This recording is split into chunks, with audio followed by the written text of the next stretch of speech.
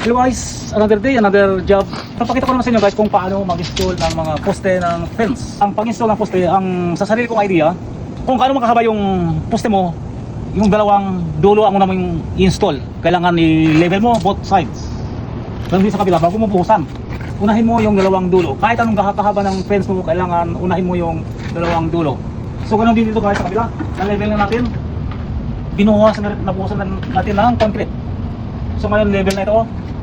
Level na rin. So apat na po sa inilagay natin. Pero yun iinuna natin itong dalawang dulo. So bakit inuna natin yung dalawang dulo guys? Dahil gumagamit tayo ng string. Baba at saka taas. Sa pagdating sa mga gitna guys, may string na tayo, yan ang guide natin. So isang side na lang ang i-level natin. Kasi level na siya, mayroon tayong guide sa baba at saka taas. So i-level na lang natin dito sa. So ganun din ang gagawin natin dito sa next na poste na doon. Yan ang technique guys pag naglalagay kayo ng mga poste para kung gusto nyo straight, yan ang string. So, una nakahirin nyo yung dalawang dulo at lagyan nyo ng string para straight, na straight siya. So, ganyan guys, sana may natutunan kayo at kayang-kaya ninyong gawin. Thank you for watching.